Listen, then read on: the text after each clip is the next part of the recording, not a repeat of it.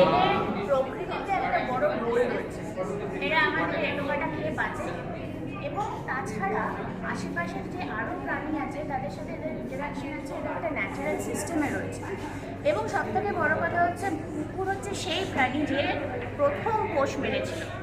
আমরা চাষবাস শুরু করার আগে আমাদের সঙ্গে কুকুরদের সহবাস শুরু হয়। কুকুর আমাদের ওপর ডিপেন্ড করে, আমরা কুকুরের ওপর ডিপেন্ড করে অনেক কিছু শিখেছি জীবনে।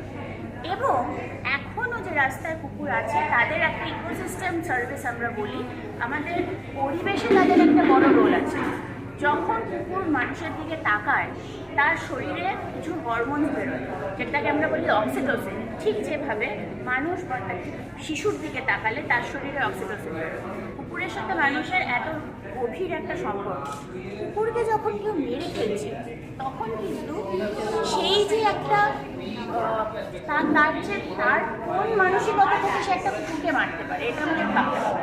কুকুরকে দেখলে মানুষের কারো খুব ভালোবাসা জাগে, কারো ভালো লাগা জাগে, কেউ হয়তো ভয় পায়। কিন্তু একটা প্রাণীকে, একটা জীবন্ত প্রাণীকে মেরে ফেলা, তার ভেতরে একটা ভীষণ কঠিন মন থাকলেই তবে এটা করা সম্ভব, বা একটা কোনো রকমের ভীষণ রাগ থাকবে।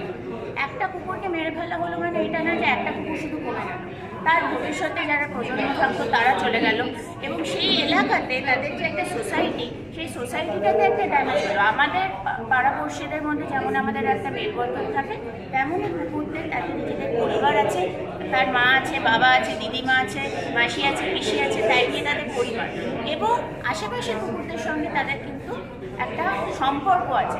রোজ রাতে যে কুকুর ঘেউ ঘেউ করছে বলে দিচ্ছে এটা তোমার সীমানা, এটা আমার সীমানা, কার খবর। সেখানে তারা যদি আমাদের সঙ্গে সহবাস করে থাকতে পারে, 15,000 বছর থেকে 30,000 বছর ভাবা হচ্ছে যে এত বছর ধরে কুকুর আমাদের সঙ্গে সহবাস করছে, তাহলে আমরা মানুষ হয়ে কী করলাম? আমরা কেন কুকুরের সঙ্গে সহবাস করতে পারছি না, অন্য কোনো পশু পাখির সঙ্গে সহবাস করতে পারছি না?